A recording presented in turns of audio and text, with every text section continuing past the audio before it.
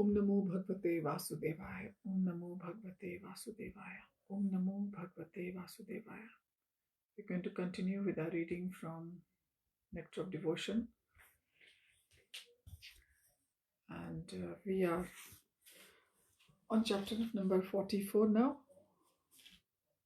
Mukam karoti vachalam Pangumulangate girim yat kripatamam vande Shri Gurum Deen Tarinam Paramananda Madhavam Shri Chaitanya-Eswaram Hariyam Tatsat. Nectar of Devotion is Bhakti-rasāmṛta-sindhu, originally by Rūpa Gosvāmī, and in English, Nectar of Devotion is by Srila Prabhupada. Devotional service in conjugal love. A pure devotee's attraction to Krishna in conjugal love is called devotional service in conjugal love. Although such conjugal feelings are not at all material, there is some similarity between this spiritual love and material activities. Therefore, persons who are interested only in material activities are unable to understand the spiritual conjugal love, and these devotional reciprocations appear very mysterious to them.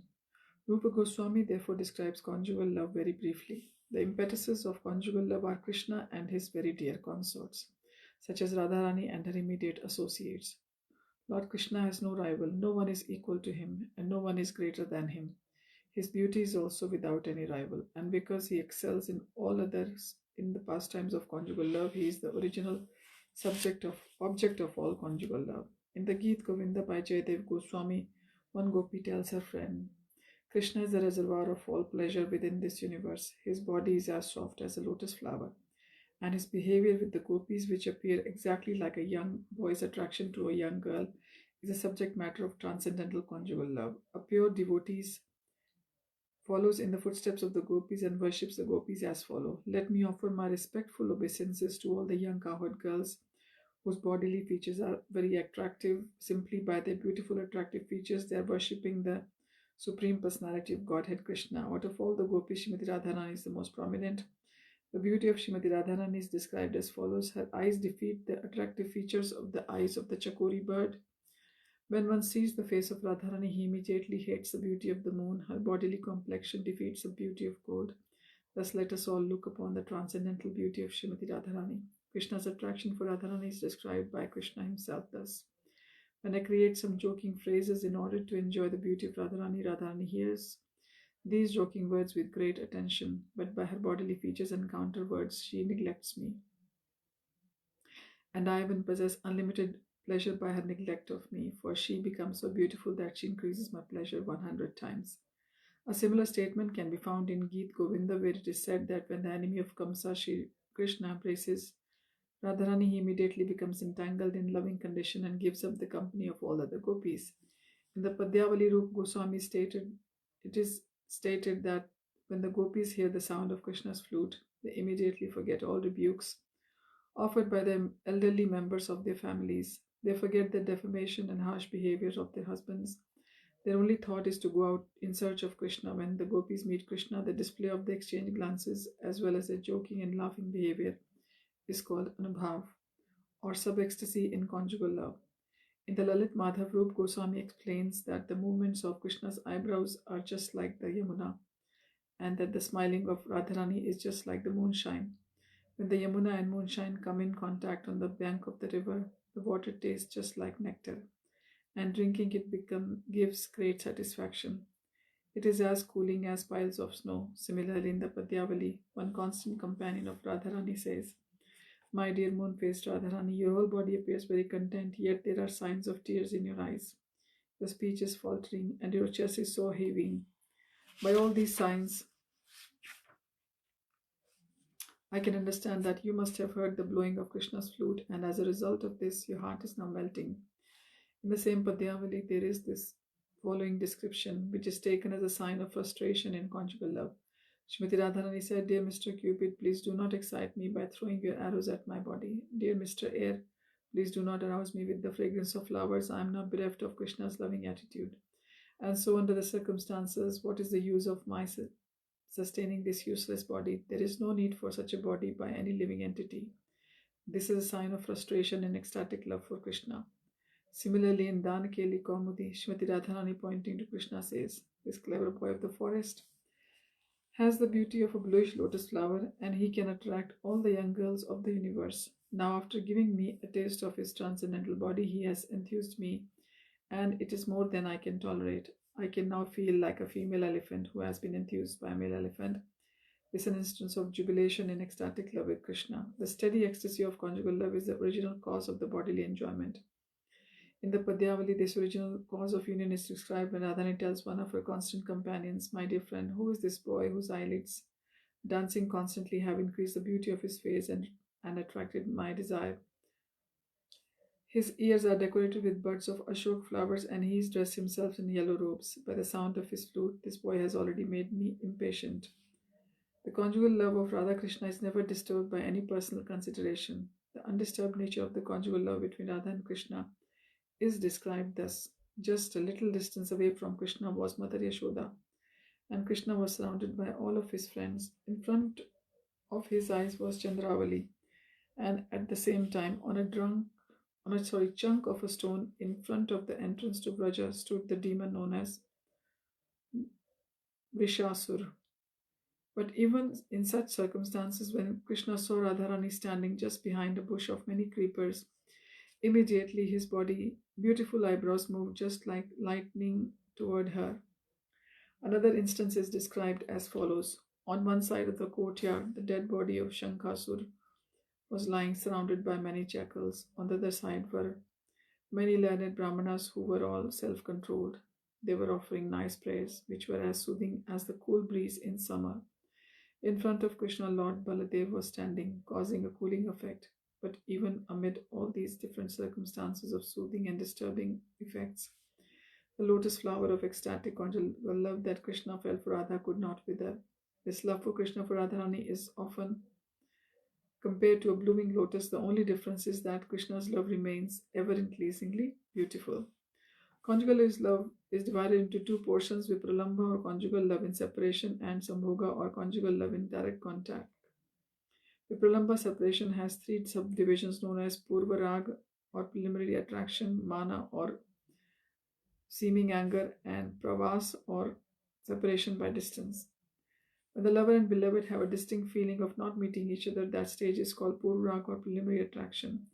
In their Padyavali, Radharani told her companion, "My dear friend, I was just going to the bank of the Yamuna, and all of a sudden a very nice boy whose complexion is a dark blue cloud became visible in front of my eyes. He glanced me over in a way that I cannot describe, but since this has occurred, I am sorry that I no longer engage my mind in the duties of my household affairs." This is an instance of preliminary attraction for Krishna.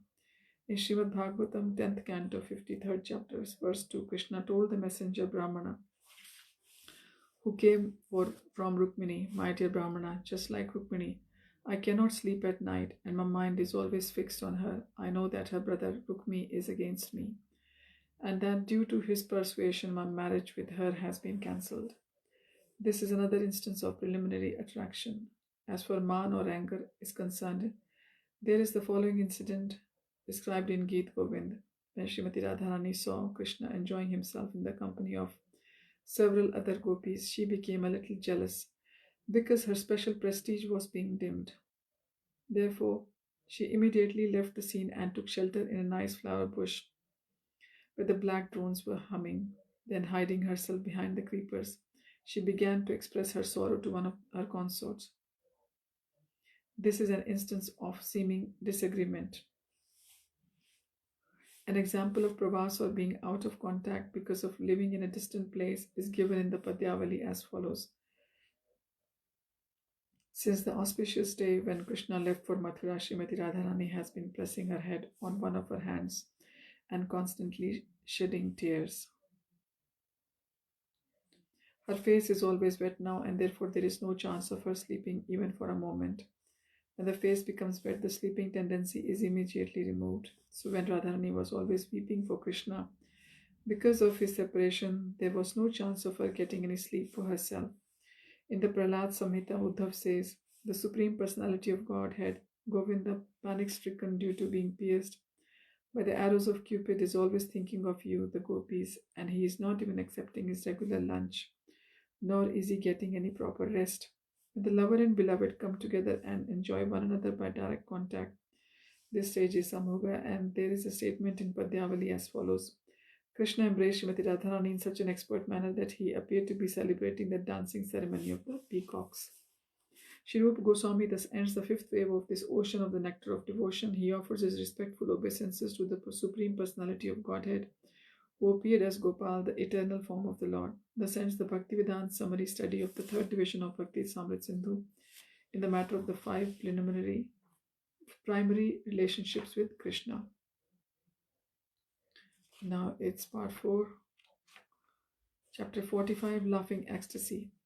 In the fourth division of Bhakti-rasāmṛta-sindhu, Sri Rūpa Gosvāmī has described 7 kinds of indirect ecstasies of devotional service known as laughing, astonishment, chivalry, compassion, anger, dread, and ghastliness. In this portion, Sri Rūpa Gosvāmī further describes these ecstasies of devotional feelings, some being compatible and others compatible with one another. When one kind of ecstatic devotional service overlaps with another in a conflicting way, this state of affairs is called rasabhas.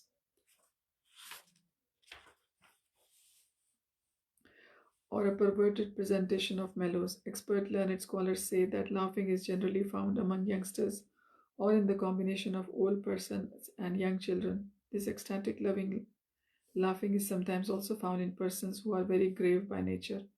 Once an old mendicant approached the door of Mother Yashoda's house, and Krishna told Yashoda, "My dear mother, I don't wish to go near this skinny villain. If I go there, he might put me in his begging bag and take me away from you." In this way, the wonderful child Krishna began to look at his mother, while the mendicant who was standing in the door tried to hide his smiling face. Although he could not do so, he immediately expressed his smiling. In this instance, Krishna himself is the object of laughing affairs.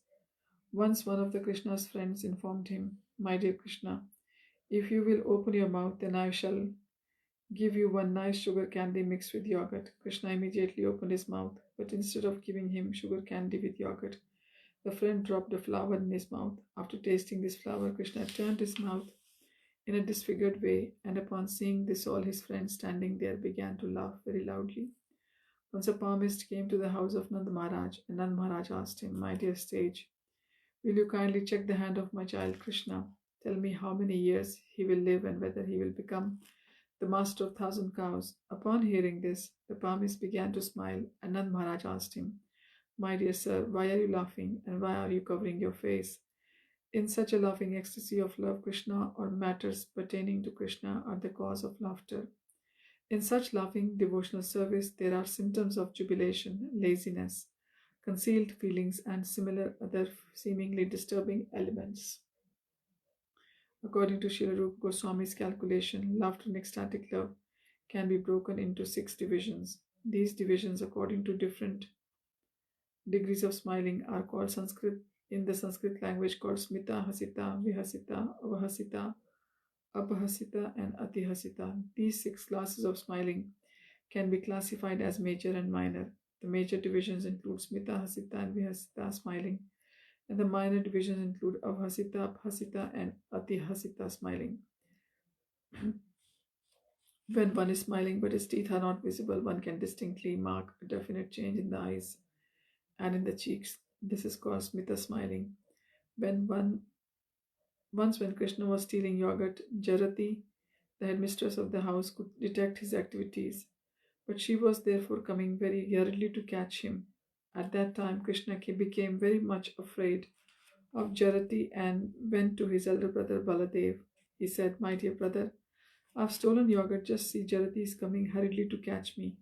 When Krishna was thus seeking the shelter of Baladev, because he was being chased by Jarati, all the great sages in the heavenly planets began to smile. This smiling is called smita smiling.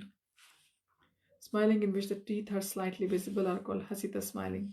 One day Abhimanyu, the so-called husband of Radharani, was returning home, and at that time he could not see that Krishna was there in the house. Krishna immediately changed his dress to look just like Abhimanyu and approached Abhimanyu's mother Jatila, addressing her thus, "My dear mother, I am your real son Abhimanyu, but just see, Krishna dressed up me like he is coming before you." Jatli, the mother of Abhimanyu, immediately believed that Krishna was her own son and thus became very angry at her real son who was coming home. She began to drive away her real son who was crying, "Mother, mother, what are you doing? Seeing this incident, all the girlfriends of Radharani who were present there began to smile, and portion of their teeth was visible. This is an instance of hasita smiling. The teeth are distinctly visible in a smile. That is called vihasita. One day when Krishna was engaged in stealing butter and yogurt in the house of Jatila, he assured his friends, "My dear friends, I know that this old lady is now sleeping very profoundly. Because she is breathing very deeply, let us silently steal butter and yogurt without making any disturbance." But the old lady Jatila was not sleeping, so she could not contain her smile, and her teeth immediately became distinctly visible. This is the instance of vihasita smiling. In the state of smiling, when the nose becomes puffed up and the eyes squint, the smiling is called avhasita. Once early in the morning, when Krishna returned home after performing his rasa dance, Mother Yashoda looked upon Krishna's face and addressed him thus: "My dear son, why do your eyes look like they have been smeared with some oxides? Have you dressed yourself with the blue garments of Baladev?" When Mother Yashoda was addressing Krishna in that way, a girlfriend who was nearby began to smile with puffed nose and squinting eyes. This is the instance of avhasita smiling. The gopi knew that Krishna had been enjoying the rasa dance, and that Mother Yashoda could not detect her son's activities or understand how he had become covered with the gopi's makeup. Her smiling was in the avhasita feature. When tears from the eyes are added to the smiling and the shoulders are shaking, the smile is called abhasita. When child Krishna was dancing in response to the singing of the old maid servant Jarati, Narad was astonished. The Supreme Personality of Godhead, who controls all the movements of great demigods like Brahma, was not dancing to the indications of an old maid servant. Seeing this one, Narad also began to dance, and his shoulders trembled, and his eyes moved due to his smiling. His teeth also became visible, and on account of the glaring effulgence from his teeth, the clouds in the sky turned silver. When a smiling person claps his hands and leaps in the air, the smiling expression changes to atihasita, or overwhelming laughter. An example of atihasita was manifested in the following incident. Krishna once addressed Jarati thus: "My dear good woman, the skin of your face is now slackened, and so your face exactly resembles a monkey's. As such, the king of the monkeys, Balimukha, has selected you as his worthy wife." While Krishna was teasing Jarati in this way, she replied that she was certainly aware of the fact that king of the monkeys was trying to marry her, but she had already taken shelter of Krishna, the killer of many powerful demons, and therefore she had already decided to marry Krishna instead of the king of the monkeys. On hearing the sarcastic reply by the talkative Jarati, all the cowherd girls present there began to laugh very loudly and clap their hands. This laughter, accompanied by the clapping of hands, is called atihasita. Sometimes there are indirect, sarcastic remarks which also create atihasita circumstances. An example of one such remark is a statement which was made by one of the cowherd girls to Kutila, the daughter of Jatila and sister of Abhimanyu, the so-called husband of Radharani. Indirectly, Kutila was insulted by the following statement: "My dear Kutila, daughter of Jatila, your breasts are as long as string, being simply dry and long. Your nose is so gorgeous that it defies the beauty of the nose of the frogs, and your eyes are more beautiful than the eyes of dogs. Your lips defy the flaming cinders of fire, and your abdomen is as beautiful as a big drum. Therefore, my dear, beautiful Kutila, you are the most beautiful of all the cowherd girls of Vrindavan, and because of your extraordinary beauty, I think you must be beyond the attraction of the sweet blowing of Krishna's flute." Chapter 46: Astonishment and Chivalry. Astonishment. The ecstasy of astonishment in devotional service is perceived in two ways: directly by the experience of one's own eyes, and indirectly by hearing from others. When Narad came to see the activities of the Lord at Dwarka, and he saw that Krishna was present within every palace in the same body and was engaged in different activities, he was struck with wonder. This is one of the examples of astonishments in devotional service by direct perception. One of the friends of Mother Yashoda said, "Yashoda, just see the fun. On the one hand, there is your child, who is always captivated by sucking your milk. On the other hand, there is the great Govardhan hill, which can obstruct the passing of the clouds. But still, just see how wonderful it is that this great Govardhan hill is resting on the finger of your child's left hand, just as though it were a toy. Is this not very mysterious?" This statement is another example of astonishment in devotional service by direct perception. An instance of astonishment in devotional service by direct perception occurred when Maharaj Parikshit heard from Shukdev Gosvāmī about Krishna's killing Narakasura, who had been fighting Krishna with 11 Akshuhini divisions of soldiers.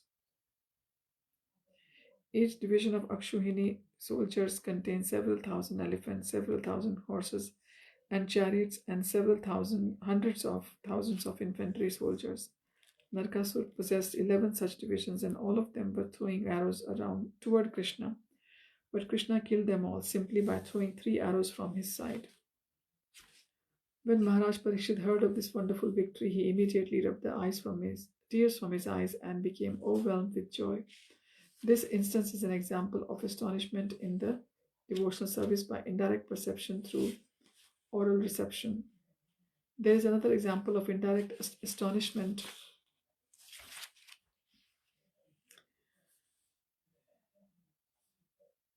trying to test Krishna to see if he were truly the Supreme Personality of Godhead. Lord Brahma stole all the cowherd boys and boys from him and cows from him, but after a few seconds he saw that Krishna was still present with all the cows, calves and cowherd boys, exactly in the same way as before. When Lord Brahma described this incident to his associates on the Satyalok planet, they all became astonished. Brahma told them that after taking away all the boys, he saw Krishna again playing with the same boys in the same fashion. Their bodily complexion was blackish, almost like Krishna's, and they all had 4 arms. The same calves and cows were still present there in the same original fashion. Even while describing this incident, Brahma became almost overwhelmed. And the most astonishing thing he added was that many other Brahmas from many other different universes had also come there to worship Krishna and his associates. Similarly, when there was a forest fire in the Bhandi-Ravan,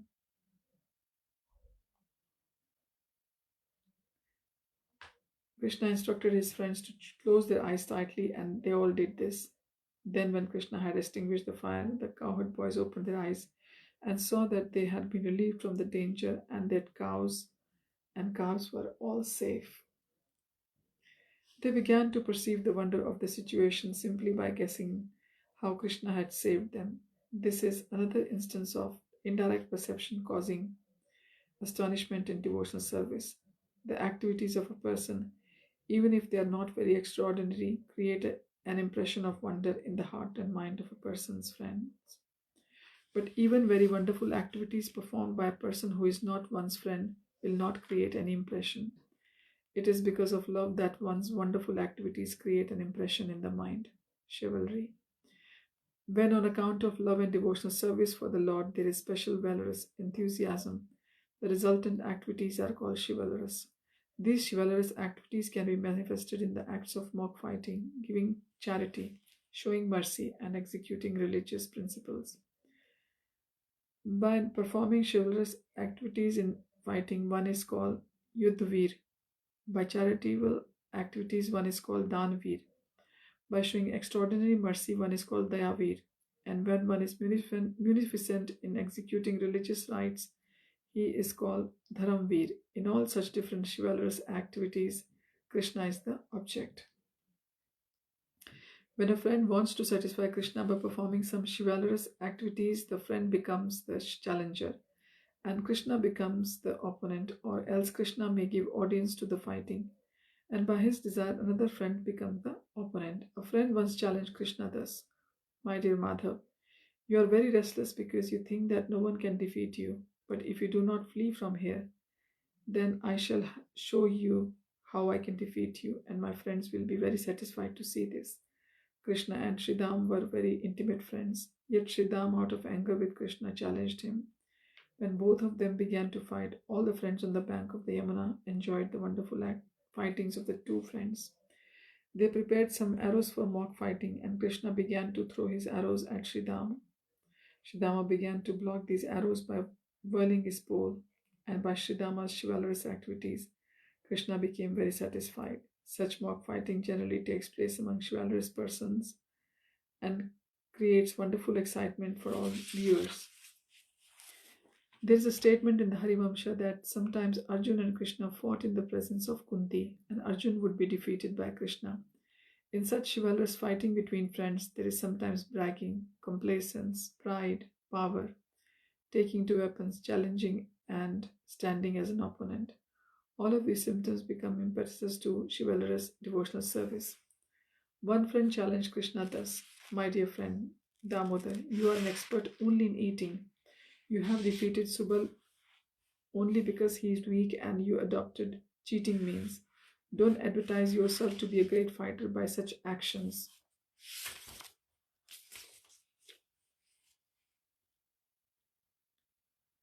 You have advertised yourself as a serpent, and I'm the peacock who will not defeat you. The peacock is the ablest enemy of the serpent.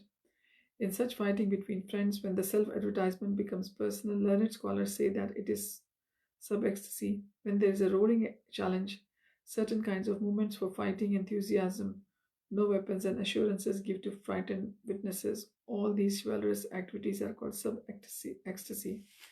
One friend addressed Krishna in this manner: "My dear Madhusudan, you know my strength, yet you are encouraging Bhadrasen and not me to challenge mighty Baldev. By this action you are simply insulting me, because my arms are as strong as the bolts of the gate."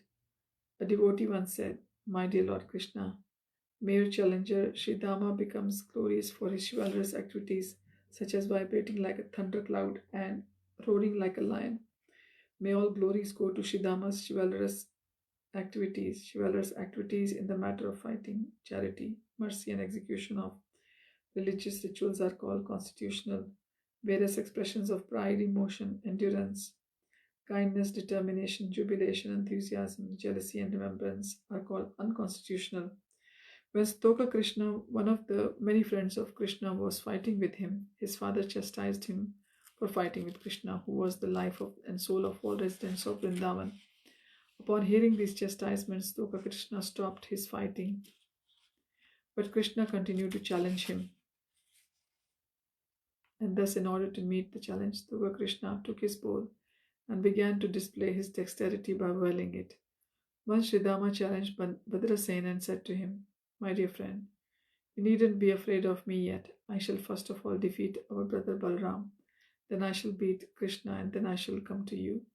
Bhadrasena therefore left the party of Balram and joined Krishna, and he agitated his friend as much as the Mandara hill had agitated the whole ocean. By this roaring sounds, he deafened all his friends, and he inspired Krishna with his chivalrous activities. Once Krishna challenged all his friends and said: "My dear friends, just see, I am jumping with great chivalrous prowess. Please do not flee away." Upon hearing these challenging words, a friend named Varuthapa counter-challenged the Lord and struggled against him. One of the friends once remarked: "Sudama is trying his best to see Damodara defeated, and I think that if our powerful Subala joins him, he will be very beautiful combination, just like a valuable jewel bedecked with gold." In these chivalrous activities, only Krishna's friends can be the opponents. Krishna's enemies can never actually be his opponents. Therefore, this challenging by Krishna's friends is called devotional service and chivalrous activities. Danveer or chivalry in giving charity must be divided into two parts: munificence and renunciation. A great person who can sacrifice everything for the satisfaction of Krishna is called munificent. When a person desires to make a sacrifice because of seeing Krishna, Krishna is called impetus of the munificent activity. When Krishna appeared as a son of Nanda Maharaj in clear consciousness, Nanda Maharaj desired all auspiciousness for his son and thus began to give valuable cows in charity to all the Brahmanas. The Brahmanas were so satisfied by this charitable action that they were obliged to say that the charity of Nanda Maharaj had excelled the charity of past kings as Maharaj Prithu and Mriga. When a person knows the glories of the Lord completely and is prepared to sacrifice everything for Lord, he is called Sampradhanaka, or one who gives everything in charity for the sake of Krishna. When Maharaj Yudhishthira went with Krishna in the arena of the Rajasuya sacrifice, In his imagination, he began to anoint the body of Krishna with pulp of sandalwood. He decorated Krishna with a garland hanging down to his knees. He gave Krishna garments all embroidered with gold. He gave Krishna ornaments all bedecked with valuable jewels. And he gave Krishna many fully decorated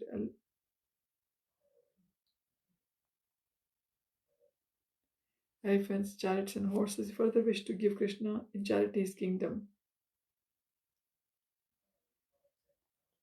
his family, and his personal self also, but so desiring when there was nothing actually to give in charity, Maharaj Yudhishthira became very perturbed and anxious. Similarly, Maharaj Bali once said to his priest, Shukracharya, my dear sage,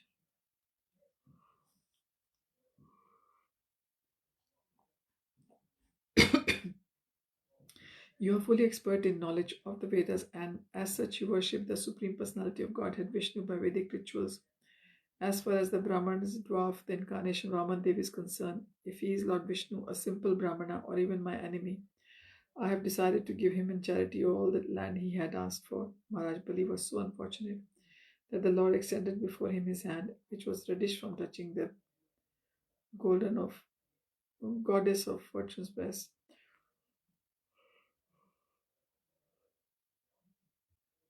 who is always smeared with the kumkum powder. In other words, although the personality of Godhead is so great that the goddess of fortune is always under his command for enjoyment, he still extended his hands to take charity from Maharaj Bali.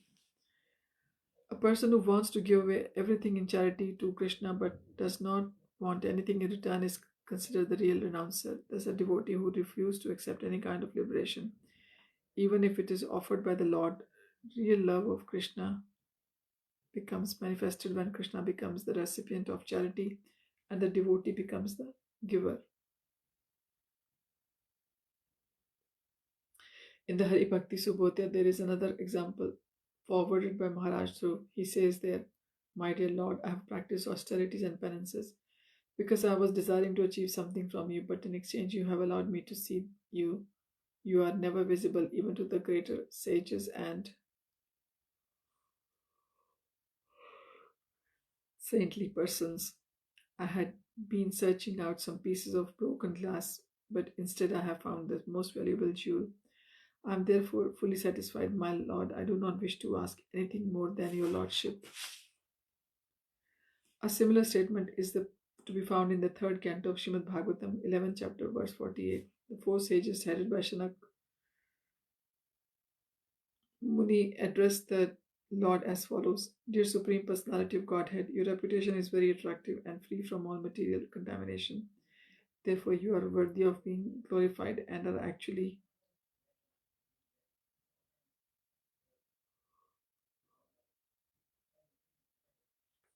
the reservoir of all places of pilgrimage. Auspicious persons who are fortunate enough to be engaged in glorifying your attributes and who actually know that your transcendental position is to not even care to accept liberation offered by you because they are so transcendently enriched. They do not care to accept even the post of Indra, the heavenly king. They know that post of the king of heaven is so fearful, whereas those who are engaged in glorifying the transcendental qualities, there is such joyfulness and freedom from all danger. As such, polarizing? Why should persons with the knowledge be acted by post in the heavenly kingdom?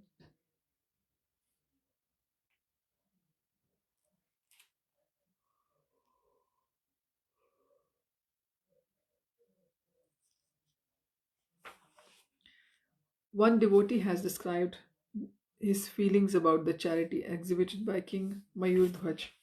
I am faltering even to speak about the activities of Maharaj Mayurdhwaj, to whom I offer my respectful obeisances. Mayurdhwaj was very intelligent and he could understand why Krishna came to him once in the garb of a Brahmana. Krishna demanded from him that half of his body to be sawed off by his wife and son, and King Mayurdhwaj agreed to this proposal. On account of his intense feeling of devotional service, King Mayurdhwaj was always thinking of Krishna, and when he understood that Krishna had come in the grab of a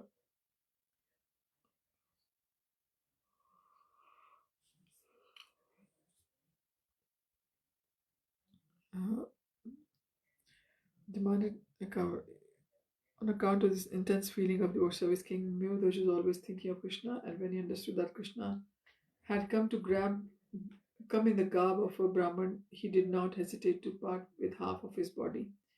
This sacrifice of Maharaj Mayudash for Krishna's sake is unique in the world, and we should offer our full respectful obeisances to him. He has full knowledge and the Supreme Personality of Godhead in the garb of a Brahmana, and he is known as perfect Danveer or renouncer.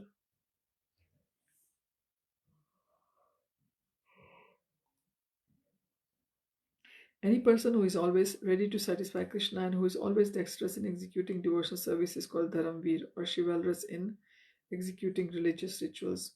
Only advanced devotees perform religious ritualistic performances can come to the stage of Dharamveer. Dharamveer are produced after going through the automotive scriptures, following moral principles, being faithful and tolerant in their controlling their senses. Person who execute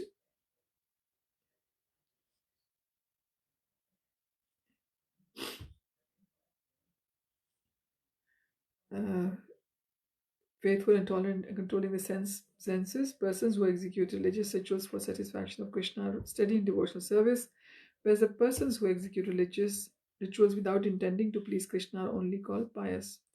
The best example of Dharamveer is Maharaj Yudhishthir.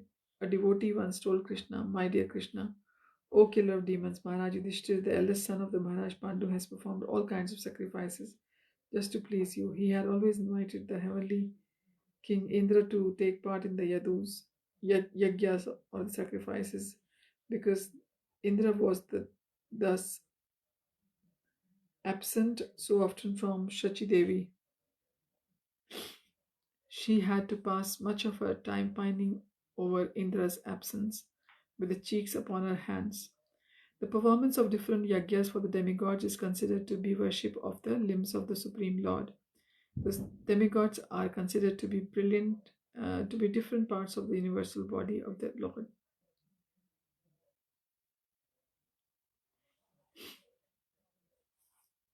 With different parts of the Lord, the demigods are considered to be different parts of the body of the universal body of the Lord, and therefore ultimate purpose in worshipping them is to please the Lord by partially worshipping his different forms.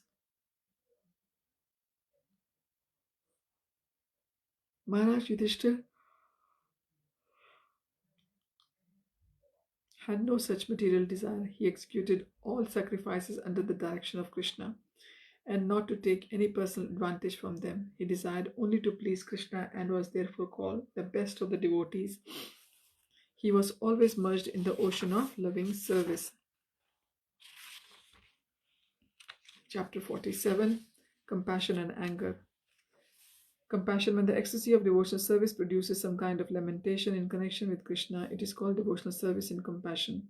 The impetuses for this devotional service are Krishna's transcendental quality, forms, and activities.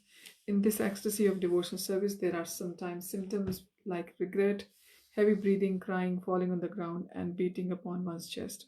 Sometimes symptoms like laziness, frustration, defamation, humility, anxiety, moroseness, eagerness,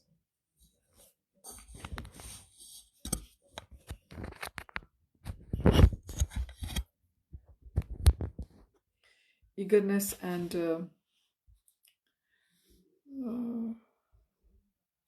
restlessness, madness, death, forgetfulness, disease, and illusion are also visible. When in the heart of a devotee there is an expectation of some mishap,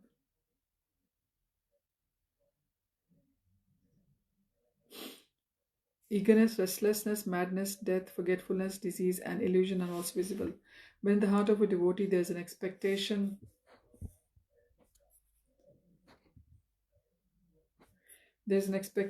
of some mishap to Krishna, it is called devotional service in bereavement. Such bereavement is another symptom of this devotional service in compassion. In Srimad Bhagavatam 10th Canto 16th chapter verse 10, there is the following description. When Krishna was chastising the Kali Nag in the Yamuna, the big snake wrapped up his coils all over Krishna's body, and upon seeing Krishna in this situation, all his dear cowherd friends became greatly disturbed. Out of bereavement, distress, and fear, they became bewildered and began to fall on the ground. Because the cowherd boys were under the illusion that Krishna could be in some mishap, their symptoms are not at all astonishing. They had dedicated their friendship, their possessions, their desires, and their very selves to Krishna. When Krishna entered the Yamuna river, which had become very poisonous from the presence of Kaliya, Mother Yashoda feared all kinds of mishaps, and she was breathing hotly. Tears from her eyes were soaking her clothes, and she was almost collapsing. Similarly, when the Shankashur demon was attacking Krishna's queens one after another, Lord Baldev became more and more bluish. In the Hamsaduta, the following incident is described. The gopis requested Hamsaduta to search after the marks of Krishna's lotus feet and to accept them as Lord Brahma had accepted them on his helmet after he had stolen all Krishna's cowherd boys. Regretting his challenge to Krishna, Lord Brahma had bowed down before the Lord, and his helmet became marked with the footprints of Krishna. The gopis reminded Hamstuta that sometimes even the great sage Narad becomes very ecstatic by seeing these footprints, and sometimes great liberated sages also aspire to see them. You should therefore seek very enthusiastically to find the footprints of Krishna, they urged. This is another instance of devotional service and compassion. There is an instance when Sahadev, the younger brother of Nakul, became very gladdened at seeing the effulgent glowing of Krishna's footprints. He began to cry and call out, Mother Madri, where are you? Father Pandu, where are you? I'm very sorry that you are not here to see these footprints of Krishna. This is another instance of devotional service and compassion. In devotional service without strong attraction to the Lord, there may sometimes be smiling and other symptoms, but never the stress or lamentation that are symptoms of devotional service and compassion. The basic principle of this compassion is always ecstatic love.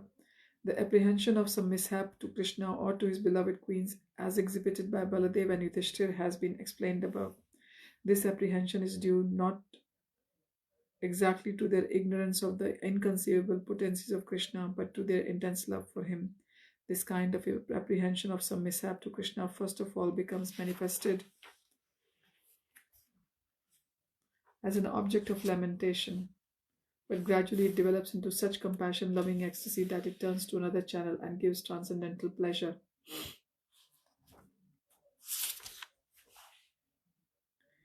Anger in ecstatic loving service to Krishna and anger. Krishna is always the object. In Vidgat Madhav, 2nd Act, verse 37, Lalita Gopi expressed her anger which was caused by Krishna when she addressed Srimati Radharani thus, My dear friend, my inner desires have been polluted, therefore I shall go to the place of Yamaraj. But I am sorry to see that Krishna has still not given up his smiling over cheating you. I do not know how you could repose all your loving propensities upon this lusty young boy from the neighborhood of the cowards. After seeing Krishna, Charati sometimes said, O you thief of young girls' properties, I can distinctly see the covering garment of my daughter-in-law on your person. Then she cried very loudly, addressing all the residents of Vrindavan to inform them this son of King Nanda was setting fire to the household life of her daughter-in-law. Similar ecstatic love for Krishna in anger was expressed by Rohini Devi when she heard the roaring sound of the two falling arjun trees to which Krishna had been tied. The whole neighborhood proceeded immediately toward the place where the accident had been taken place.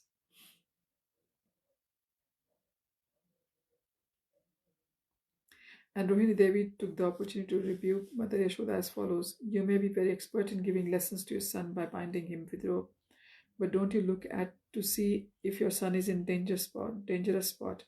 The trees are falling on the ground and he is simply loitering there. This expression of Rohini Devi's anger towards Yashoda is an example of ecstatic love in anger caused by Krishna. Once while Krishna was in the pasturing ground with his cowherd boys, his friends requested him to go to the Talvan forest where Gardhabasur, a disturbing demon in the shape of an ass, resided. The friends of Krishna wanted to eat the fruit from the forest trees, but they could not go because of fear of the demon. Thus they requested Krishna to go there and kill Gardhabasur. After Krishna did this, they all returned home, and the report of the day's activity perturbed Mother Yashoda because Krishna had been sent alone into such danger in the Talvan forest. Thus she looked upon the boys with anger. There is another instance of anger on the part of friends of Radharani's when Radharani was dissatisfied with the behavior of Krishna and had stopped talking with him. Krishna was very sorry for Radharani's great dissatisfaction, and in order to beg forgiveness, he fell down at her lotus feet. But even after this, Radharani was not satisfied, and she did not talk with Krishna. At that time, one of her friends chastised her in the following words: "My dear friend, you are allowing yourself to be churned by the rod of dissatisfaction. So what can I say unto you? The only advice I can give you is that you had better leave this scene immediately, because your misbehavior is giving me too much pain. I cannot bear to see your behavior, because even though Krishna's peacock feather has touched your feet, you still appear to be red-faced." The above attitudes of dissatisfaction and anger in devotional service are called Irshu. When Akrur was leaving Vrindavan, some of the elderly gopis rebuked him as follows: "O son of Gandhini, your cruelty is defaming the dynasty of King Yadu. You are taking Krishna away, keeping us in such a pitiable condition without him. Now, even before you have left, the life air of the all gopis has practically disappeared." When Krishna was insulted by Shishupal in the assembly of the Rajsuya Yajna convened by Maharaj Yudhishthir, there was a great turmoil among the Pandavas and Kurus involving grandfather Bhishma at that time. Nakul said with great anger, "Krishna is the supreme personality of Godhead, and the nails of his toes are beautified by the light emanating from the jeweled helmets of the authorities of the Vedas. If he is derided by anyone, I declare herewith as a Pandav that I will kick his helmet with my left foot, and I will strike him with my arrows, which are as good as Yamadanda, the scepter of Yamaraj." This is an instance of ecstatic love for Krishna in anger.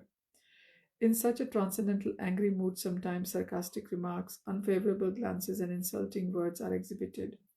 Sometimes there are symptoms like rubbing of the two hands, clacking of the teeth, clamping of the lips, moving of the eyebrows, scratching of the arms, lowering of the head, rapid breathing, uttering of strong words, nodding of the head, yellowishness at the corners of the eyes, and trembling lips. Sometimes the eyes turn red and sometimes they fade, and there are sometimes chastisement and silence. All these symptoms of anger may be divided into two parts: constitutional and unconstitutional, or permanent and temporary symptoms. Sometimes great emotion, bewilderment, pride, frustration, illusion, impotence, jealousy, dexterity, negligence, and signs of hard labor are also manifest as unconstitutional symptoms. In all these humors of ecstatic love, the feelings of anger is accepted as the steady factor.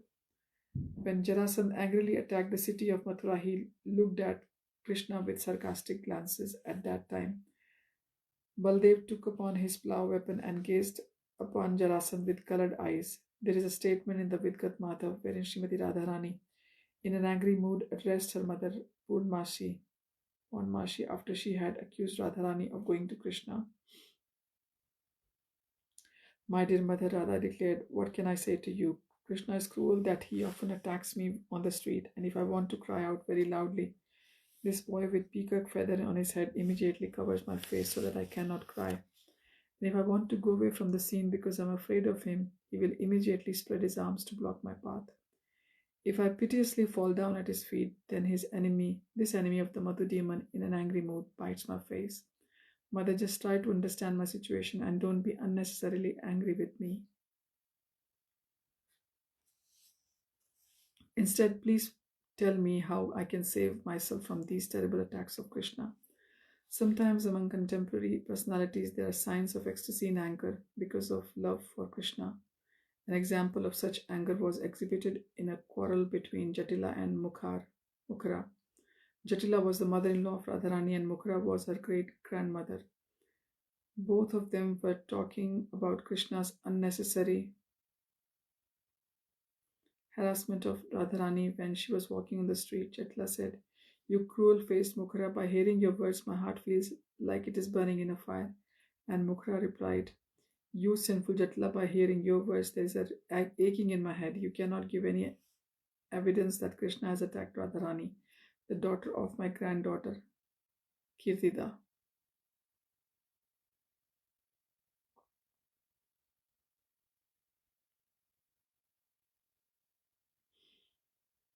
Once, when Radharani was taking off the necklace given to her by Krishna, Jatila, her mother-in-law, told a friend, "My dear friend, just see the beautiful necklace that Krishna has presented to Radharani.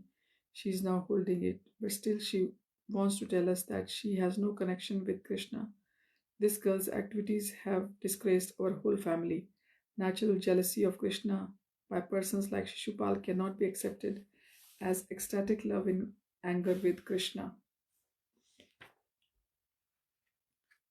Chapter 48, Dread and Ghastliness.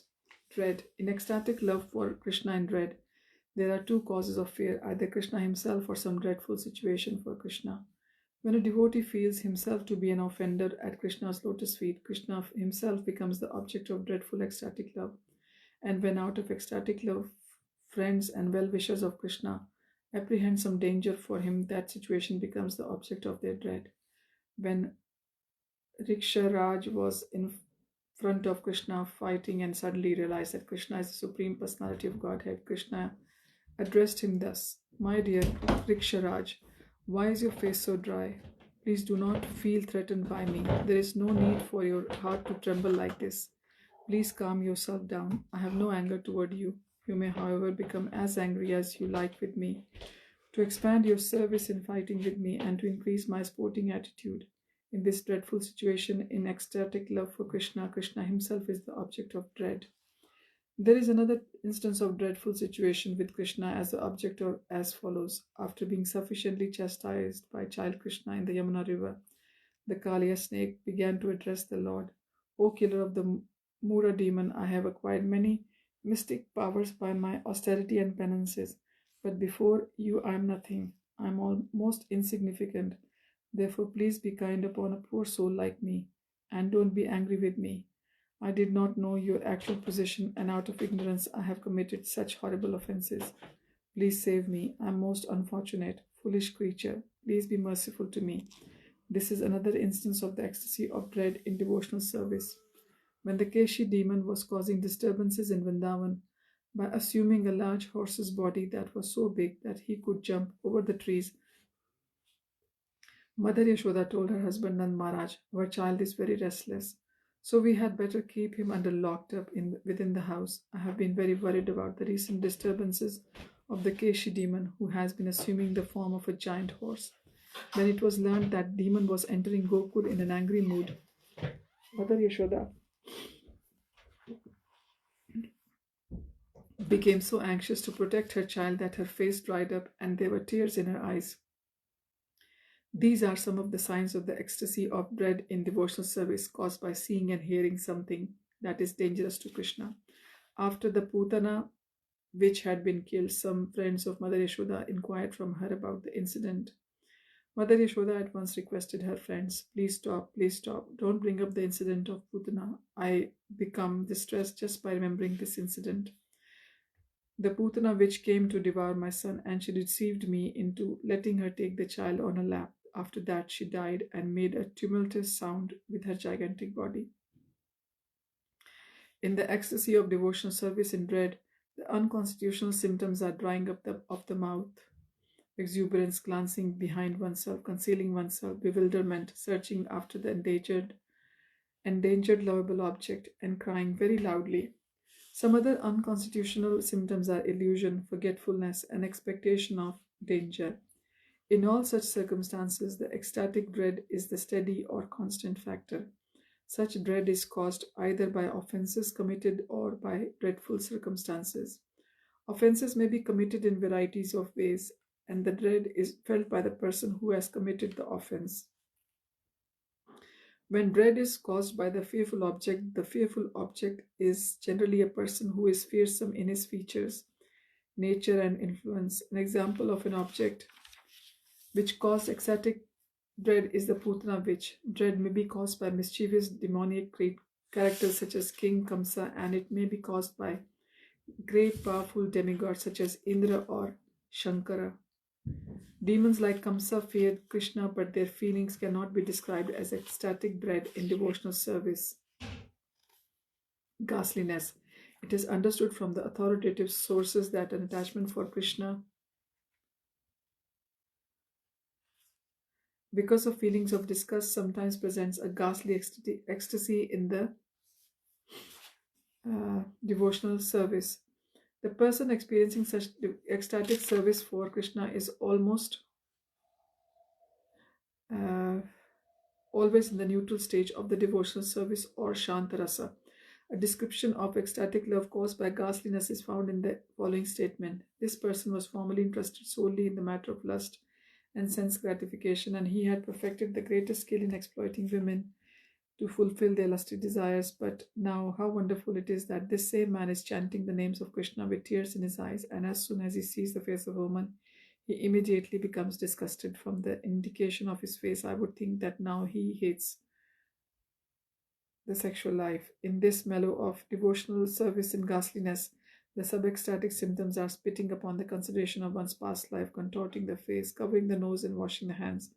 There is also trembling of the body, forcible twisting of the body, and perspiration. Other symptoms which may be present are shame, exhaustion, madness, illusion, frustration, humility, self-pity, restlessness, eagerness, and stunning of the body. When a devotee lamenting for his past abominable activities shows special symptoms on his body, his feelings are called ecstasy in devotional service in ghastliness. This is caused by the awakening of his Krishna consciousness. In this connection, there is the following statement. How can a person take pleasure in the enjoyment in this body, which is a bag of skin and bones, filled with blood and covered with skin and flesh, and which produces mucus and evil smells? This perception is possible only for one who is awakened to Krishna consciousness and who has become fully cognizant of the abominable nature of this material body. A fortunate child in the womb of a mother prayed to Krishna as follows. O enemy of Kamsa, I am suffering so much because of this material body. Now I am trapped with a mess of blood, urine, and liquid stool within the womb of my mother. Because I am living in such a condition, I am suffering great pangs. Therefore, O divine ocean of mercy, please be kind to me. I have no ability to engage in your loving devotional service, but please save me. There is a similar statement by a person fallen in a hellish condition of life. He addressed the Supreme Lord thus, My dear Lord, Yamaraj has placed me in a situation which is full of filthy and obnoxious smells. There are so many insects and worms surrounded by the stools left by different kinds of diseased persons. And after seeing this horrible scene, my eyes have become sore and I am becoming nearly blind. I therefore pray, O my Lord, O deliver us from the hellish conditions of life. I have fallen into this hell. But I shall try to remember your holy name always, and in this way I shall try to keep my body and my soul together. This is another instance of ecstatic love for Krishna in an abominable situation. It is to be understood that any person who is constantly engaged in chanting the names of the Lord, Hare Krishna, Krishna Krishna, Hare Hare, Hare Ram, Ram Ram, Hare Hare, has attained transcendental affection for Krishna, and as such, in a condition of life, he remains satisfied simply by remembering the Lord's name in full affection and ecstatic love. In conclusion, it may be stated that ecstatic love for Krishna in ghastliness appears during the development of dormant neutrality into developed affection.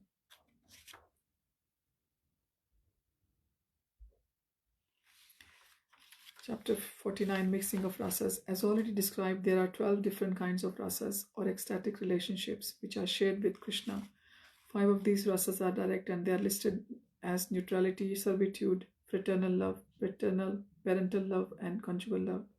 7 of the rasas are indirect and they are listed as humor, astonishment, chivalry, compassion, anger, dread, and ghastliness. The 5 direct rasas are eternally manifested in the Vaikuntha world, the spiritual kingdom, whereas the 7 indirect rasas are eternally manifesting and unmanifesting in Gokul, Vrindavan, where Krishna displays his transcendental pastimes in the material world. Very often, in addition to one's regular rasa, there is found the presence of some other rasa, and the mixture of these loving humors is sometimes compatible or palatable and sometimes incompatible or unpalatable. The following is a scientific analysis of the compatibility and the incompatibility of the mixture of these various rasas or loving moods. When in the rasa of neutral love, Shantaras, there are found traces of ghastliness or astonishment, the result is compatible. When with this neutral love there are manifestations of conjugal love, chivalry, anger, or dread, the result is incompatible. When in the ecstasy of a serving humor there are manifestations of dread, neutral love, or chivalry, such as Dharamveer or Danveer, the result the result is compatible. The ecstasy of devotional service in chivalry, Yuddhaveer, and anger are directly produced by Krishna himself. With the ecstasy of fraternal love, a mixture of conjugal love, laughter, or chivalry is highly compatible. With the same fraternal love, a mixture of dread or parental love is most incompatible. Although there are gulfs of differences between them and the ecstasy of parental affection, a mixture of laughter, compassion, or dread is compatible. With the ecstasy of parental love, a mixture of conjugal love, chivalry, or anger is incompatible. With the ecstasy of devotion in conjugal love, a mixture of laughter or fraternity is compatible. According to certain expert opinions, in the ecstasy of conjugal love, the feelings of chivalry known as Yuddhaveer and Dharamveer are the only compatible additions. According to this view, except for these two humors, all other manifestations are taken as incompatible with conjugal love. With the ecstasy of devotion, laughter, a mixture of dread, conjugal love, or parental love is incompatible. Whereas a mixture of compassion or ghastliness is incompatible. With the ecstasy of devotion and astonishment, a mixture of chivalry or neutral love is compatible, whereas a mixture of anger or dread is always incompatible. With the ecstasy of devotional chivalry, a mixture of astonishment, laughter, or servitude is compatible, whereas a mixture of dread or conjugal love is incompatible. According to some expert opinions, the ecstasy of neutral love is always compatible with the devotional service and chivalry. With the ecstasy of compassion in devotional service, a mixture of anger or parental love is compatible, whereas a mixture of laughter, conjugal love, or astonishment is always incompatible. With the ecstasy of anger in devotional service, a mixture of compassion or chivalry is compatible, whereas a mixture of laughter, conjugal union, or dread is completely incompatible. With the ecstasy of dread in devotional service, a mixture of ghastliness or compassion is compatible. With the ecstasy of chivalry in devotional service, a mixture of conjugal union, laughter, or anger is always incompatible. In the ecstasy of ghastliness in devotional service, feelings of neutral love, laughter, or servitude are compatible, whereas feelings of conjugal union and fraternity are incompatible. The above analysis is a sample of the study of rasabhas, or incompatible mixture of rasas. This transcendental science of rasabhas can thoroughly explain the humors in ecstatic love which are compatible and incompatible with one another. When Lord Chaitanya Mahaprabhu was residing in Jagannath Puri, many poets and devotees used to come to him and offer their different kinds of poetry, but the regulation was that Lord Chaitanya's secretary, Swarup Damodar, first examined all these writings scrutinizingly, and then he would find that there were no incompatibilities in the rasas or transcendental mellows. He would then allow the poet to approach Lord Chaitanya and recite his poetry. The topic of incompatibility is a very important one, and those who are pure devotees always expect to find perfect compatibility in descriptions of the different relationships with the personality of Godhead. The study of compatibility and incompatibility sometimes becomes very involved, and a hint of why this is so is given as follows. When a friend meets another friend, the mellow produced out of the meeting is generally taken as very palatable. But actually, with such meetings between two friends, there are so many feelings involved that it is difficult to ascertain whether these feelings are actually becoming compatible and when they are becoming incompatible. Expert literary scholars have analyzed the rasas which are compatible with one another by contrasting the various rasas in particular mixture under the names whole and part. According to this method, the prominent feeling is called the whole and the subordinate feeling is called the part. The following statement elucidates the subject of the part and whole. All living entities are just like the sparks from the supreme fire, and as such I do not know if I, a tiny spark, shall be able to engage myself in the transcendental loving service of the supreme fire, Lord Krishna. In this statement, the feelings of neutral love are taken as the whole, whereas the desire to serve the Lord is taken as the part.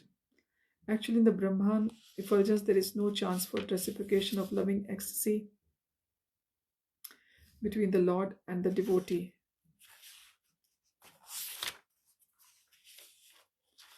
There is another quotation from a devotee who laments as follows: Alas, I'm still trying to relish some pleasurable states from this body, which is simply some skin covering mucus, semen, and blood.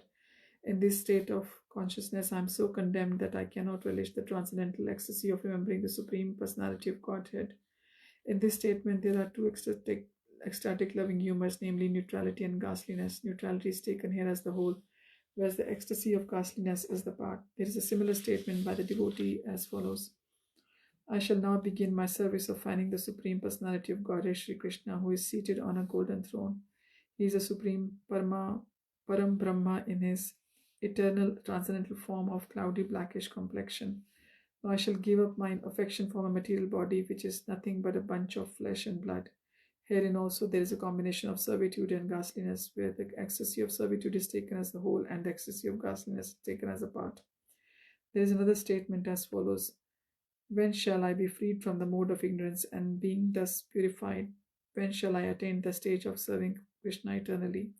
Only then shall I be able to worship him, always observing his lotus eyes and beautiful face.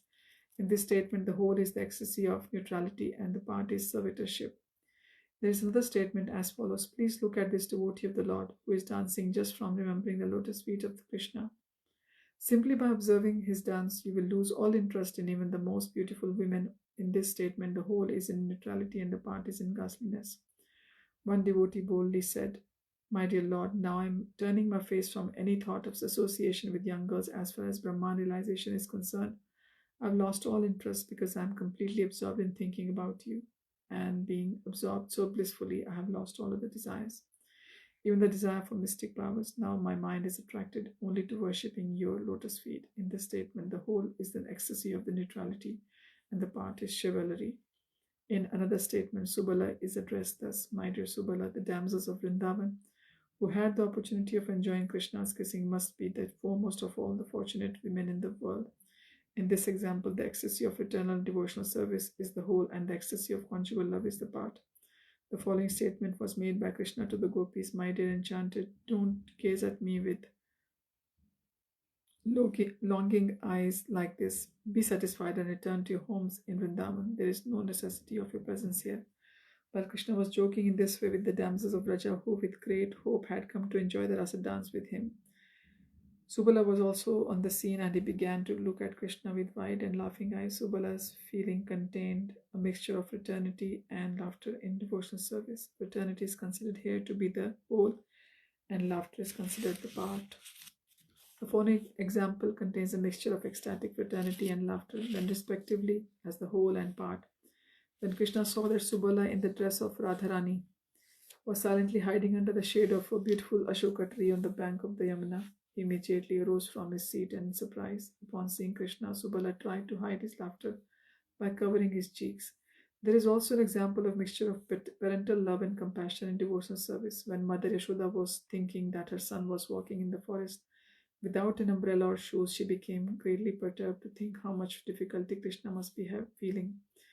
In this example, the whole is the parental love and the part is compassion. There is the following example of a mixture of parental love and laughter. A friend of Mother Yashoda told her, My dear Yashoda, your son has very cunningly stolen a lump of butter from my home, and to make me blame my son for his mischief, he has made some of the butter on my son's face while he was sleeping. Upon hearing this, Mother Yashoda shook her curved eyebrows. She could only look at her friend with smiling face. May Mother Yashoda bless everyone with this smiling attitude. In this example, the whole is the parental love and the part is the laughter. There is an example of a mixture of several humors with devotional service as follows. When Krishna was holding up Govardhan Hill with his left hand, his hair became scattered all over his shoulders and he appeared to be perspiring. When Mother Yashoda saw this scene, she began to tremble. Then, as she stared at the scene with broadened eyes, she saw Krishna begin to exhibit varieties of facial caricatures. Mother Yashoda then became very happy and began to smile. Then again, when she thought that Krishna was holding up the hill for such an extremely long time, her clothes became soaked with perspiration. May Mother Yashoda, Brajeshwari, protect the whole universe by her infinite mercy. In this example, the whole is parental and the parts are dread, wonder, laughter, compassion, etc. there is an example of a mixture of conjugal love and fraternal affection.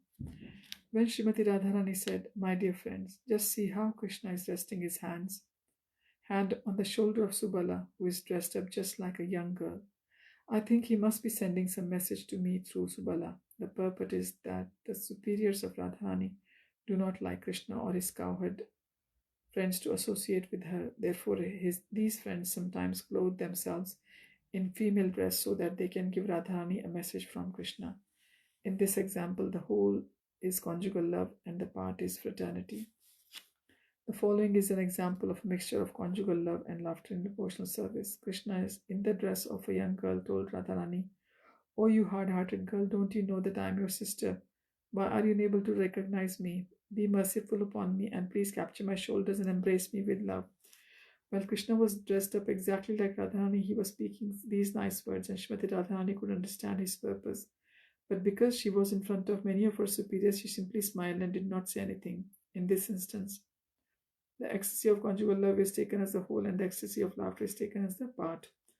The following illustrates a mixture of several feelings. When one of the consort friends of Chandravali saw that Krishna was preparing to fight with the Vrishasur demon, she began to think, "How wonderful Krishna is! His mind is captivated by the eyebrows of Chandravali in a smiling spirit. His snake-like arms are on the shoulders of his friend,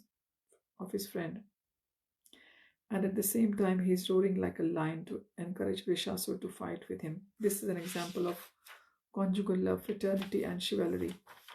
The conjugal love is taken here as the whole, and the fraternity and chivalry are taken as parts. When Kubja caught hold of Krishna's yellow garments because she was feeling almost lusty with sex urge, Krishna simply bowed down his head with his cheeks glowing in front of many people who were standing there and laughing. This is an example of mixture of ecstatic conjugal love and laughter.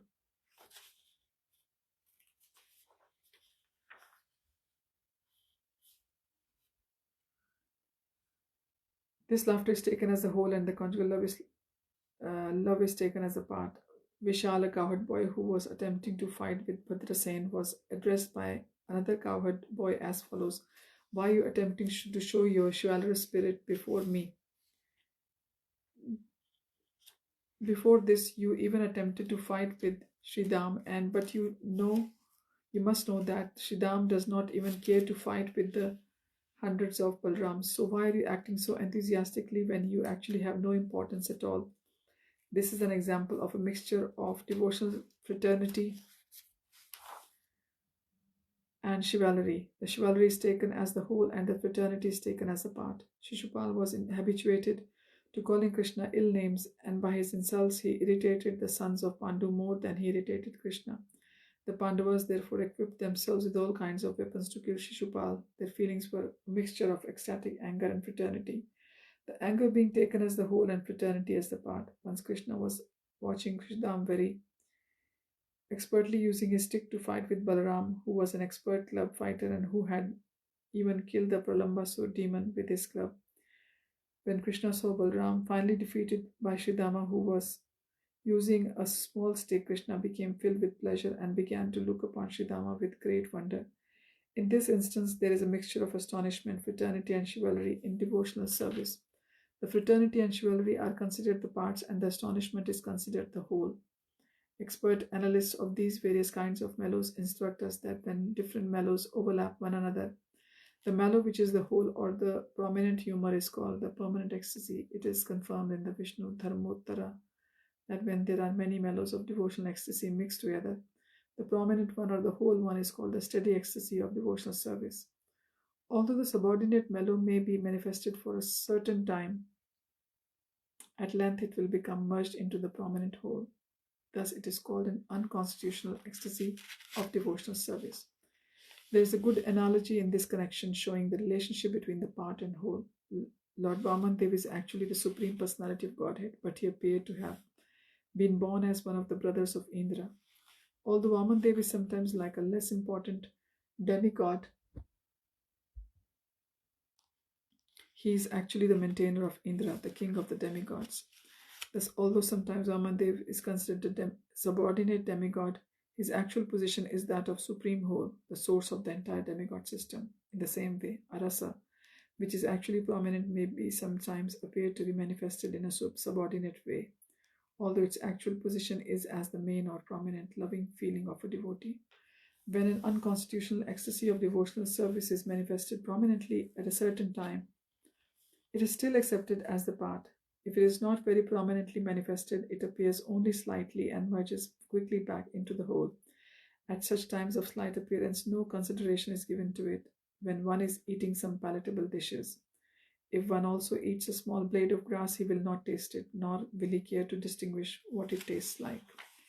Chapter 50, further analysis of mixed rasas. As already described, if certain kinds of mellows become mixed and there is joining of opposite mellows, then the situation is called incompatible. And when one is eating sweet rice and sometimes salty or sour is mixed in it, the mixture is not very tasteful and it is called incompatible. An exemplary instance of incompatibility is a statement by an impersonalist who was lamenting aloud, "I have been attached simply to the impersonal Brahman feature and have passed my days uselessly in practicing trance. I have not given any proper attention to Sri Krishna, who is the source of the impersonal Brahman and who is the reservoir of our transcendental pleasures." In this statement, there are traces of neutrality and conjugal love, and the resulting humor is incompatible.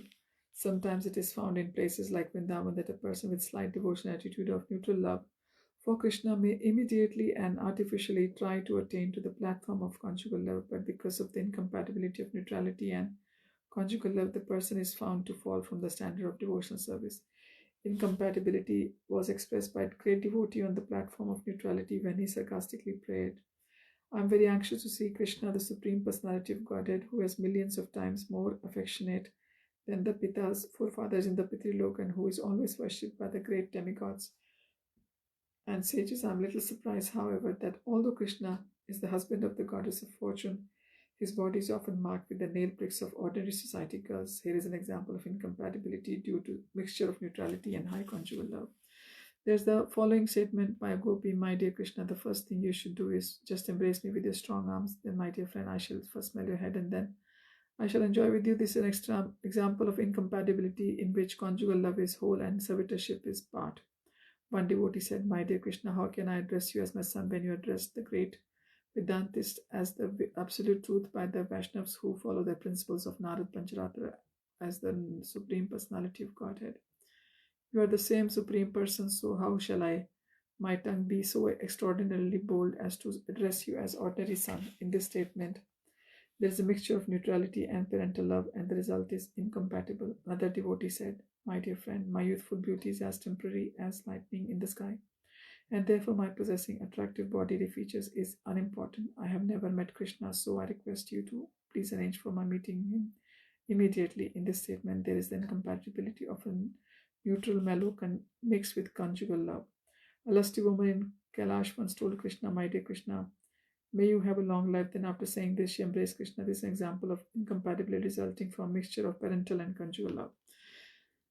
The purpose of the above analysis is to show that in the mixture of various mellows or reciprocations of ecstatic love between Krishna and devotees, if the result is not pure, there will be incompatibility. According to the opinion of stalwart devotees like Rūpa Gosvāmī, as soon as there is contradictory feelings, the result is incompatible. Once an ordinary female devotee addressed Krishna, "My dear boy, I know that my body is just composition of flesh and blood and can never be enjoyable to you, but still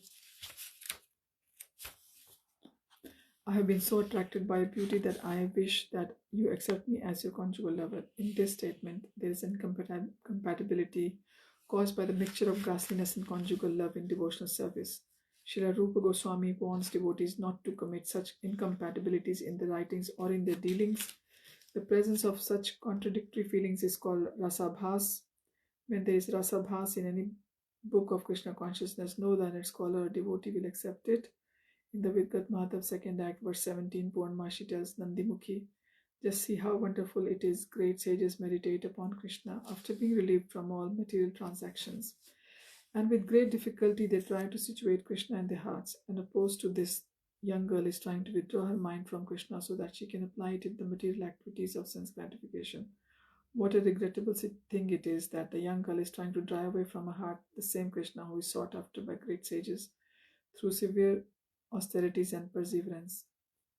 Although in this statement there are contradictory mellows of ecstatic devotion, the result is not incompatible because the conjugal love is so elevated that it is defeating all the varieties of mellows. Srila Gosvāmī comments in this connection that such a loving state of mind is not possible for all. It is possible only in the case of gopis of Vrindavan.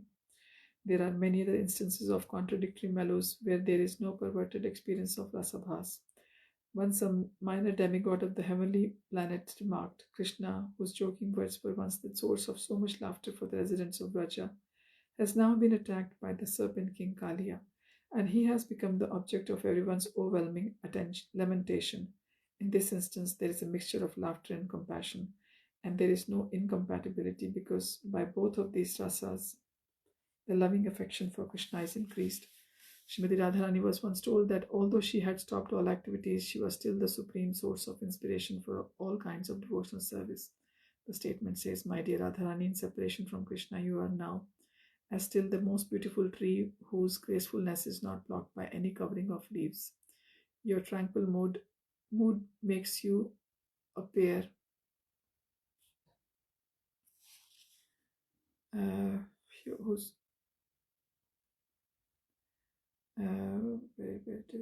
appear to be completely merged in Brahman realization. In this example, there is a mixture of conjugal love and neutral love, but the conjugal love has surpassed everything. Actually, Brahman realization is only stunted existence. There is the following statement by Krishna himself: Srimati Radharani has become peace personified for me. Because of her, I now go without sleep. I stare constantly without blinking my eyes, and I am always in a meditative mood. Because of her, I have even made my home in the cave of a mountain. This is an example of conjugal love mixed with neutral love, but there is no incompatibility. The following is the conversation consisting of questions put before Rambha, a celebrated beautiful woman. Her corresponding answers. Rambha was asked, "My dear Rambha, who are you?" She answered, "I am peace personified. Then why are you in the sky? I am in the sky to experience the supreme truth. Then why are you staring just to look at the supreme beauty of the absolute truth? Then why you appear to be disturbed in mind? Because Cupid is acting." In the above example, also there is no perverted representation of mellows because on the whole, the ecstasy of conjugal love has exceeded the neutral position of devotional service. In the 10th canto of Srimad Bhagavatam, 60th chapter, verse 45, Rukmini Devi said, "My dear husband, a woman who has no taste for the transcendental pleasure available from your personal contact must be inclined to accept as her husband somebody who is externally a combination of mustache, beard, body, hairs, fingernails, and some head hair."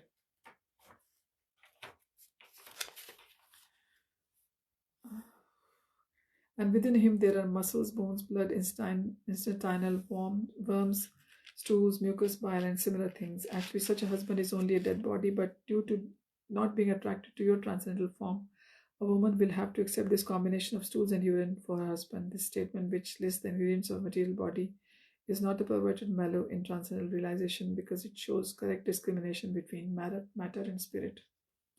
In the Vidgat Madhav, second act, verse 31, Krishna tells his friend, "My dear friend, what a wonderful thing it is that since I have seen the beautiful lotus eyes of Srimati Radharani,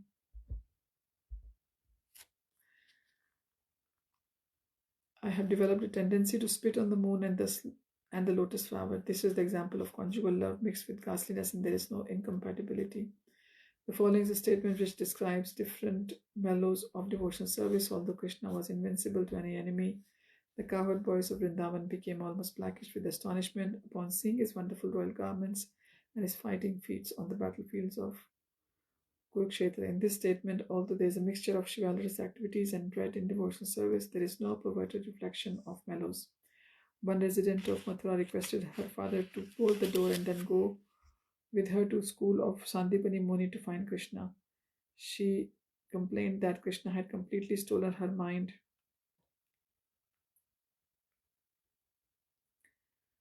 In this incident, there is a mixture of conjugal love and parental love, but there is no incompatibility. A Brahmanandi impersonalist expressed his desire as follows: "When shall I be able to see the Supreme Absolute Personality of Godhead, who is eternal bliss and knowledge, and whose chest has become smeared with red kumkum powder by touching the Touching Rukmini, here there is a mixture of conjugal love and neutrality. Although this is contradiction of mellows, there is no incompatibility because even a Brahmanandi will become attracted to Krishna. Nand Maharaj told his wife, "My dear Yashoda, although your son Krishna is as delicate as soft as the Malika flower, he has gone to kill the Keshi demon who is as strong as a mountain. Therefore I have become a little disturbed. But never mind, all auspiciousness to my son, I shall raise this hand which is as strong as a pillar, and I shall kill the Keshi demon, just to give freedom from all anxieties to all the inhabitants of Rajamandal." In this statement, there are two kinds of mellows, chivalry and dread. Both of them, however, improve the position of parental love, and therefore there is no incompatibility. In the Lalit Madhav of Srila Rūpa Gosvāmī, it is stated, after Krishna's arrival in Kamsa's arena, Kamsa's priest looked at Krishna with detestful expression. The entire arena was filled with dread on the part of Kamsa and his priest, and restless expressions of pleasure on the cheeks of Krishna's friends. Frustration was felt by his envious rivals. The great sages meditated. Hot tears were in the eyes of Devaki and other motherly ladies, and hair stood on the bodies of the expert warriors. There was astonishment in the hearts of the demigods such as Indra. The servants danced, and the restless eyes of all the young gopis glanced about. In this statement, there is a description of a combination of different mellows, but there is no incompatibility. A similar statement, which is free from incompatibility, is in the Lalit Madhav, wherein the author blesses all the readers of the book in the following manner. Although the Supreme Personality of Godhead is able to lift a mountain with finger of his left hand, he is always humble and meek. He is always very kind to his loving devotees. He has frustrated Indra's attempt at vengeance by refusing him the sacrifice of Indra Yagya. He is the cause of all pleasure to all young girls. May he be ever compassionate upon all of you. Chapter 51. Perverted expression of mellows. Rasabhas, or incompatible mixture of mellows, may be classified as uparasa, false expression; anurasa, imitation; aparasa, a perverted or misrepresented mellows. There is the following statement by an impersonalist who had just seen Krishna. When a person has passed completely from all contamination of material existence, he relishes the transcendental bliss of being established in the trance. But as soon as I saw you, the original personality of Godhead, I experienced the same bliss. This perverted reflection of mellows is called Shantupsara, Uparasa, or a perverted reflection of mixed impersonalism and personalism. There is another statement as follows: wherever I am glancing, I simply see your personality. Therefore, I know that you are the uncontaminated Brahman effulgence, the supreme cause of all causes. I think that there is nothing but you in this cosmic manifestation. This is another example of uprasa, or a perverted reflection of impersonalism and personalism. When Madhumangal, an intimate friend of Krishna, was dancing before Krishna in a joking manner, no one was paying attention to him, and he jokingly said, "My dear Lord, please be merciful upon me. I am praying for your mercy." This is an example of uprasa in fraternal affectional neutrality. Kamsa once addressed his sister Devaki as follows: "My dear sister, having seen your dear son Krishna, I think that he is so strong that he can even kill wrestlers as strong as the mountains, so I will have no more anxieties about him, even if he is engaged in a terrible fight." This is an instance of uprasa, or in a perverted reflection of parental love. In the Lalit Madhav, Srila Rūpa Gosvāmī says, the wives of the Yajnika Brahman were all young girls, and they were attracted to Krishna in the same way as the gopis of Vrindavan. Out of their attraction, they distributed food to Krishna. Here are the two devotional mellows: are conjugal love and parental love, and the result is called uparas in conjugal love. One of the friends of Srimati Radharani told her, "My dear friend Gandharvika, you were the most chaste girl in our village, but now you have divided yourself and are partially chaste and partially unchaste. It is due to Cupid's influence upon you after you saw Krishna and heard the sound of his flute." There is another example of uprasa caused by divided interests in conjugal love. According to some expert learned scholars, the feelings between lover and beloved create perverted reflections of mellows in many ways. The gopis have become purified by Krishna's glance, and as such, Cupid's influence is distinctly visible on their bodies. Although in the material sense, the glancing of the body of a boy at a girl is a kind of pollution, when Krishna threw his transcendental glance at the gopis, they became purified. In other words, because Krishna is absolute truth, any action by him is transcendently pure. After Krishna chastised the Kaliya Nag in the Yamuna river by dancing on his heads, the Kaliya Nag's wives addressed Krishna, "Dear cowherd boy, we are all only young wives of the Kaliya Nag, so why do you agitate our minds by sounding your flute?" Kaliya's wives were flattering Krishna so that he would spare their husband. Therefore, this is an example of uprasa or false expression. One devotee said, "My dear Govinda, there is a nice flowery bush in Kailash. I'm a young girl and you are a young poetic boy. After this, what more can I say? You can just consider this an example of uprasa caused by impudence and conjugal love." When Narad Muni was passing through Vrindavan, he came to Bhandirvan forest and saw in one of the forests the famous parrot couple that always accompanies Lord Krishna. The couple was imitating some discussion they heard upon the Vedanta philosophy and thus were seemingly arguing upon various philosophical points. Upon seeing this, Narad was struck with wonder and he began to stare without moving his eyes. This is an example of anurasa or imitation. When Krishna was fleeing from the battlefield from a distant place, Jarasandha was watching him with restless eyes and was feeling very proud. Being thus puffed up with his conquest, he was repeatedly laughing. This is an example of aparasa. Everything in connection with Krishna is called ecstatic devotional service, although it may be exhibited in different ways, sometimes in right order and sometimes as a perverted reflection. According to the opinion of all expert devotees, anything that will arouse ecstatic love for Krishna is to be taken as an impetus for transcendental mellow. Thus ends the Bhaktivedanta summary study of Sri Bhakti-rasāmṛta-sindhu by Srila Rūpa Gosvāmī. Now the concluding words. Srila Rūpa Gosvāmī concludes by saying that Bhakti-rasāmṛta-sindhu is very difficult for ordinary men to understand. Supreme Personality of Godhead, Lord Krishna, will be pleased with his presentation of this book. Bhairav finished Bhakti-rasāmṛta-sindhu in Gokul Vrindavan in the year 1552 and the place of Goswami, and so I finished my reading here.